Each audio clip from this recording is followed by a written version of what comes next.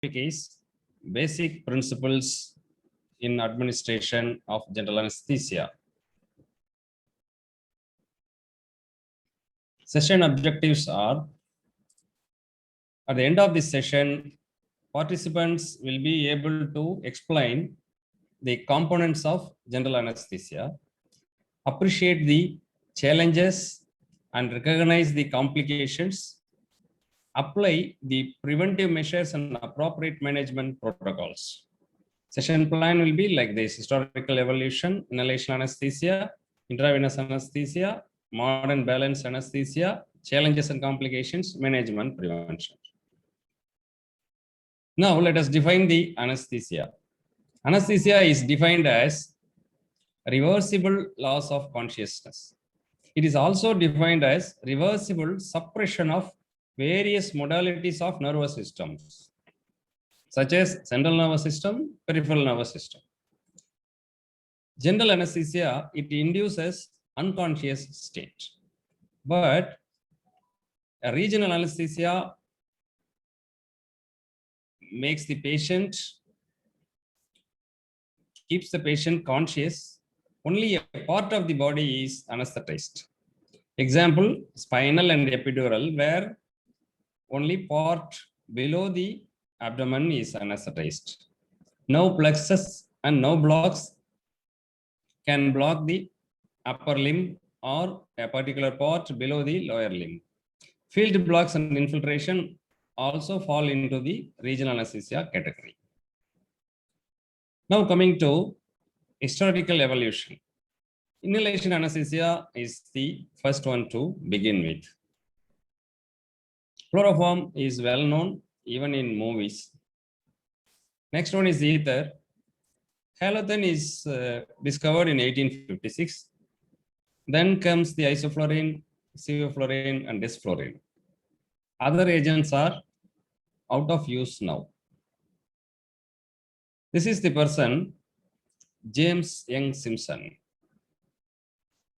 He gave 400 anesthesia without any single death. He is known for obstetric anesthesia, and he gave anesthesia, painless labor to Queen Victoria. He noticed that the sudden cardiac arrest leading to ventricular fibrillation is the cause of death when we use chloroform. Previously, surgery is a horrorful event. They used to feel pain, and there is no effective method to minimize the pain. But it changed on October 16, 1846. The W.T.G. Morton, anesthetist, gave a successful demonstration. The surgeon was John Collis Warren, and the patient name was Gilbert Hubbard. The surgery was a tumor in the jaw which is being excised. The inhalation agent he used was ether, and he beautifully demonstrated how a surgery can be done without pain. After that, it changed. Now we go into the components of general anesthesia. It is usually compared to a flight journey.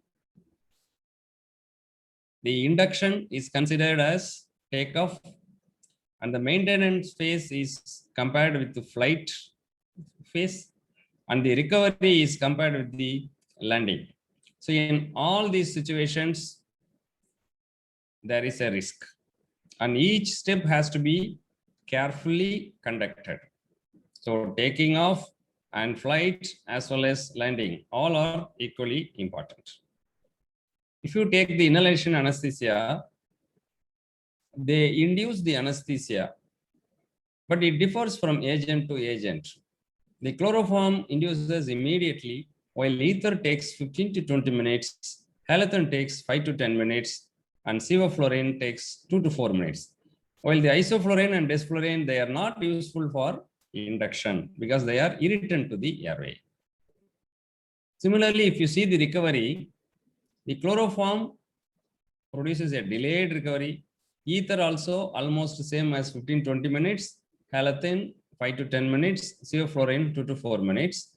Well, the isoflurane takes 5 to 15 minutes for the recovery, and desflurane is the shortest one for to recovery, 2 to 3 minutes.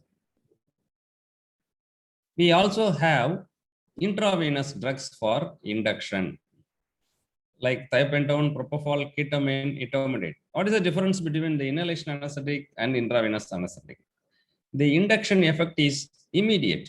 That is, the drug goes through the intravenous route. So the patients are anesthetized within 15 to 60 seconds. But the thing is, all these drugs are short acting. So it is difficult to maintain. So what shall we do? So you induce with the intravenous drug where the effect is quick using either one of these drugs like thiopentone, propofol, ketamine, or etomidate. Then you maintain the anesthesia with inhalation agents like ether, nitrous oxide, halothane, isoflurane, sevoflurane, and desflurane. But in children, inhalation agents continue to be used excessively. Previously, halothane was used for induction. Now it is sevoflurane is used for induction in children. What is co-induction? Co-induction is if you use more than one inhalation agent, a gas or a vapor, then it is called co-induction. Like you use nitrous oxide and oxygen and sevoflurane or halothane, or nitrous oxide, oxygen, and sevoflurane. So combining more than one inhalation agent or gas, it's called co-induction. You hold the mask with the introduction of these cases, then you give IV induction. Advantage, when you use all these three agents, you can reduce the dose requirement of each agent, thereby reducing the adverse effects. Then what is called total intravenous anesthesia? That is called TIVA, either IV anesthesia or TIVA. Here, there is no inhalation agents are to be used. We use only intravenous drugs and oxygen for supplementation. The drugs used are ketamine, opioid, benzodiazepines, propofol, etc. So no inhalation agent is used in total intravenous anesthesia. Now coming to ether. When ether was used as a single agent, it provided amnesia, analgesia, and muscle relaxation. These three are called the triad of anesthesia. This amnesia, analgesia, and muscle relaxation. Ether provided all these three, but the disadvantage was induction was slow, recovery was slow. There were side effects, especially like explosion with electrocautery usage. So what is modern anesthesia? Lundy coined the word balanced anesthesia. What is meant by balanced anesthesia? You use multiple agents, thereby reducing side effects of each agent. So amnesia, that is unconsciousness or the hypnosis, you use IV anesthetic agent as well as inhalation agents for producing amnesia. For analgesia, you use opioid. For muscle relaxation, you use a separate group of drugs called muscle relaxants. So multiple agents are used and each agent produces a type of component of the anesthesia, thereby reducing the dose requirement of a single agent. This is called balanced anesthesia.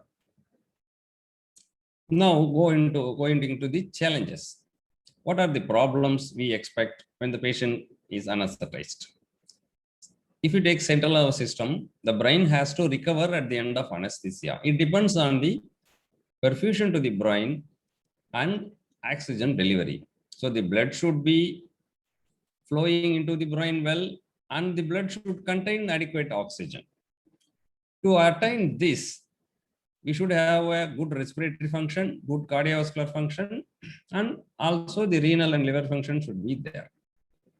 If you take the cardiovascular system, Induction and maintenance of the anesthesia can result in changes in rate, rhythm, and cardiac output. In rate, it can be a bradycardia like halothane. It can be a tachycardia like a isoflurane. And intravenous drugs agents also can cause bradycardia as well as tachycardia. The tachycardia is caused by ketamine. There could be a rhythm disturbances like arrhythmias during halothane usage. What happens to the cardiac output? There could be a hypotension and shock, or there could be a hypertension like ketamine. In renal and liver functions, an oliguria and hepatitis may complicate the situation and cause a delay in recovery. If you take the respiratory system, respiratory rate, there could be a respiratory depression. How do you define the respiratory depression? Respiratory rate less than 10 per minute. The respiratory excursion may be reduced, thereby reducing the FRC, reducing the gas exchange. So there could be a lower oxygen supply to the tissues. The patient will have a hypoxia. How to avoid this? You have to keep a minimum 33% oxygen, inspired oxygen concentration to avoid the hypoxia due to reduction in the respiratory excursion and FRC. Then third is the airway patency, and fourth one is the protective airway reflexes and the risk of pulmonary aspiration. Airway patency and upper airway obstruction. When the patient lies down in the normal position, there is no airflow obstruction. When the patient sleeps, the tongue falls over the posterior pharyngeal wall and the soft palate approaches the nasopharynx, thereby causing decreased airflow. That is, the airflow is obstructed. But in sleep, the patient, if gets awakened, all these things will get corrected and the airflow will be established. But in anesthesia or in an unconscious patient, unconsciousness due to any other illness, the patient could not correct it. So when the partial obstruction in sleep results in snoring, when there is a critical obstruction, it results in subapnea. When there is total obstruction, it results in apnea and there is no flow, cessation of airflow. So how we are going to manage the airway problems? We could maintain the airway by manual method, that is triple maneuver of Saffers. Head extension, chin lift, and jaw thrust. These three maneuvers maintain the airway manually. They lift the tongue from the posterior pharyngeal wall and it results in good airflow. Then we can have equipments like oropharyngeal or nasopharyngeal airway to keep the airway patent. This oropharyngeal airway lifts the tongue and allows the air to flow. Here in nasopharyngeal airway, the air flows easily through the tube, this tube beyond the tongue obstructed point. Then endotracheal intubation. Here we are passing a tube into the trachea, thereby maintaining the airway patency. To do this, we need an equipment called laryngoscope. Then laryngeal mask airway.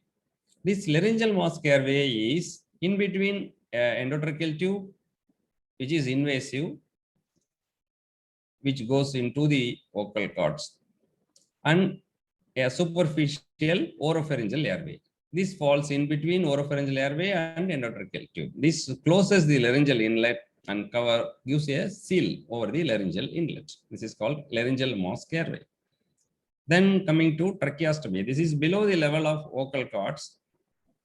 When we could not maintain the airway with any of the above measures, it is better to do a tracheostomy. Tracheostomy is making an opening in the trachea, anterior surface of the trachea, and inserting a tube. Then the next challenge is aspiration of gastric contents. It could be an vomitus or a regurgitation. They enter the oropharynx, larynx. Normally, there are three protective airway reflexes. One is swallowing. Whatever comes to the oral cavity, the patient will swallow and take it into the esophagus. Then the laryngeal inlet goes for a laryngospasm. And the third level is if the contents enter into the trachea, the patient will produce cough. So all these three reflexes prevent the regurgitation or vomitus entering into the trachea. What is the volume required to cause aspiration pneumonitis? If the volume is 25 ml, more than 25 ml and pH is less than 2.5, it results in Mendelssohn syndrome, that is aspiration pneumonitis. How to prevent? So before anesthesia, make the patient to starve at least 6 to 8 hours. Then we can reduce the volume, gastric volume, either by inserting a NG tube and aspiration or giving a prokinetic drug like metoclopramide.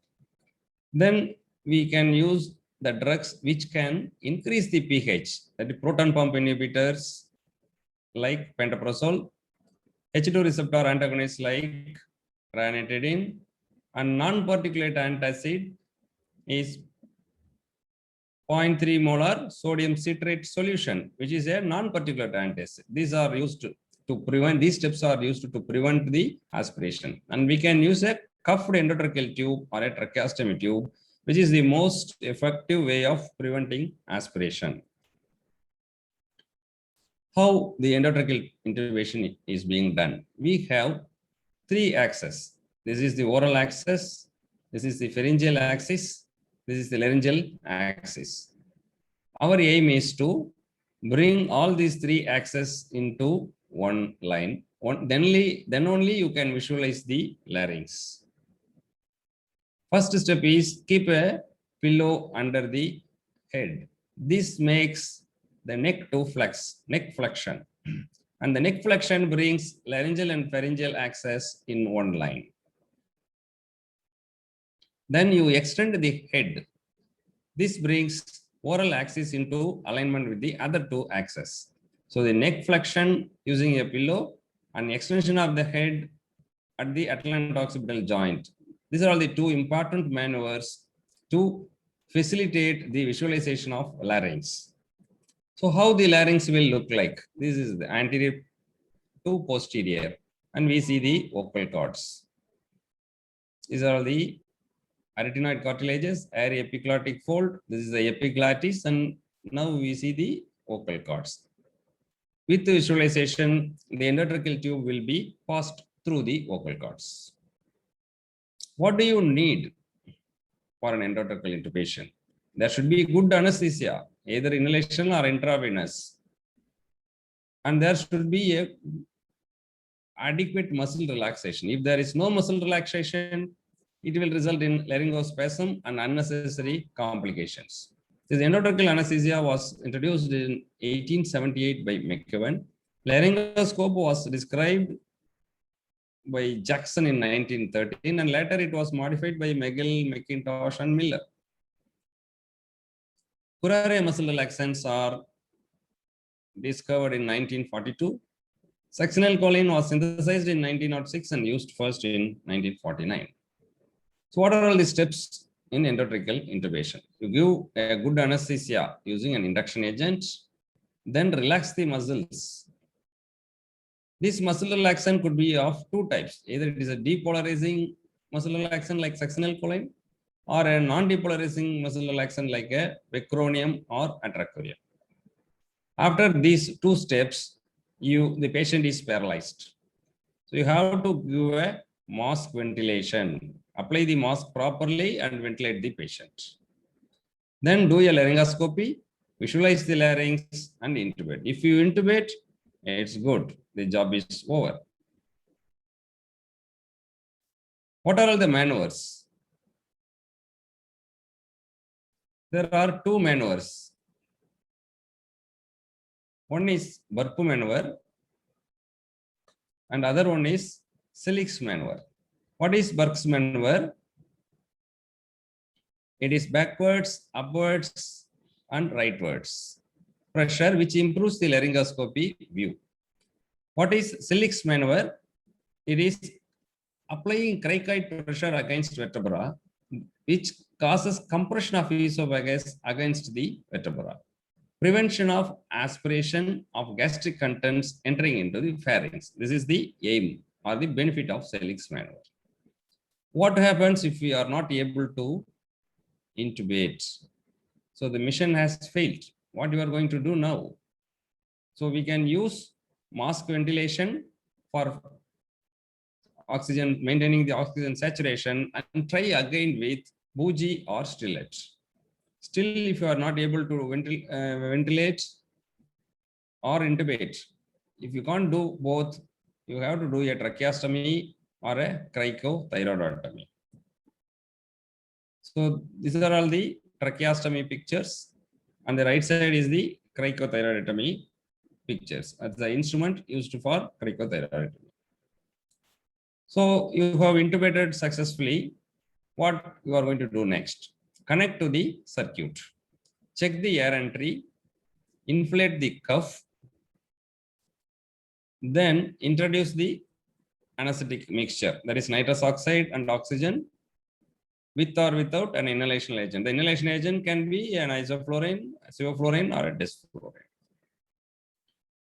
If you have used non-depolarizing relaxant, that will act for 20 to 30 minutes and maintenance dose will be 1/4 of the dose. But if you have used succinylcholine, it acts only for 5 minutes. So the patient will recover to recover to the spontaneous. What happened? So we can maintain the anesthesia in spontaneous mode or change over to non-depolarizing muscle relaxant like vecuronium or atracurium. What are all the monitors we are going to use? Pulse oximeter, non-invasive BP, ECG, end-tidal carbon dioxide, neuromuscular monitoring for checking the adequacy of muscle relaxation as well as the recovery. Then temperature monitoring, central venous pressure and intra-arterial BP are used in major cases or cardiothoracic and neurosurgery cases and procedures. Bispectral index, what is this? This means bispectral index. This is to measure the awareness. So these are all the monitors. What about the circuits? We have semi-open circuits from A to E. Most of them are not used. So E is used as Ayer's TPs, that is for pediatric purpose. Then D is modified into Bain's circuit. Only these two we are using, and the E is modified by Jackson-Ree, so we call it Jackson-Ree modification of Ayer's TPs. On the other hand, we have the circle system, which has soda lime, sodium hydroxide and calcium hydroxide, and it has an indicator of exertion. What is the advantage? As the expired gas is recirculated, there will be gas economy, less operation theater pollution, and preservation of heat and moisture.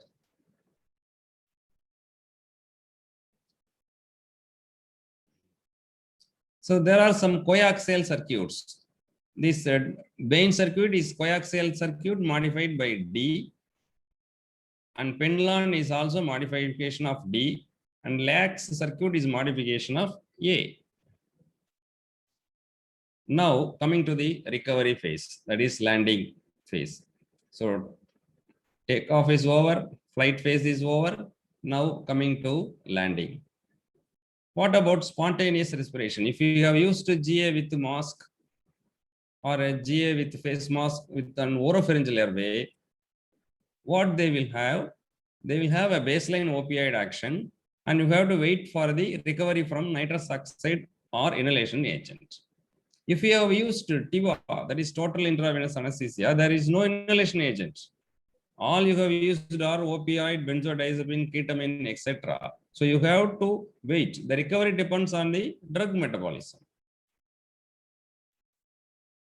if you have used LMA, laryngeal mask airway, you have to cut off the inhalation agent and nitrous oxide, look for the recovery, returning of the consciousness, returning of the protective airway reflexes, apply throat section, then remove the laryngeal mask airway or the endotracheal tube.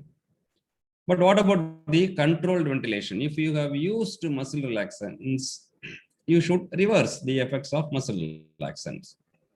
What is the drug used for reversing? It is a neostigmine. Neostigmine is a reversible anticholinesterase, which increases the acetylcholine level and thereby reversing the neostigmine effects of muscle relaxants. Whenever we use neostigmine, we should use muscarinic receptor blocker like atropine or glycopyrrolate to reduce the muscarinic effects. That is the secretions, bradycardia, bronchospasm, etc. How do you judge the adequacy of recovery? The patient should be conscious and she should obey commands like open your mouth, open your eyes, put out your tongue, like that. You can ask him to tell the name, etc. So consciousness and obeying commands. The next one is there should be an adequate tidal excursion and adequate respiratory rate. Sustained eye opening should be for more than 5 seconds. Sustained head lift for more than 3 seconds. And the patient should maintain the airway by himself. And there should be good muscle power recovery from the muscle relaxation effects. And check for the protective airway reflexes like swallowing and cough. Then shift the patient to the post-anesthesia care unit, where we have monitors. You check for the airway patency maintenance, and if necessary, you do oxygen supplementation and maintain the fluid balance according to the blood pressure and pulse rate. This is the discharge criteria from post-anesthesia care unit. We have 5 indicators, and each indicator has 2 scores, maximum score of 2 and a minimum score of 0. So maximum score for the discharge from PACU will be 10, and a score of 9 is minimum, 9 is required for discharge. To summarize, general anesthesia, we have gone through the general anesthesia techniques and various agents which suppress or interfere with all systems. And monitoring, that is eternal vigilance, is the price of safety. So we have to monitor the respiratory system, cardiovascular system, then only the brain will recover well. The recovery depends on the type of anesthesia and the agent used. If you use a long-acting agent, the recovery is going to take more time. And you have to remember the challenges, complications, airway maintenance, aspiration, like that. So you have to take preventive measures and appropriately manage the complications. Then only there could be a possible, a safe conduct of anesthesia. These are some resources you can go through.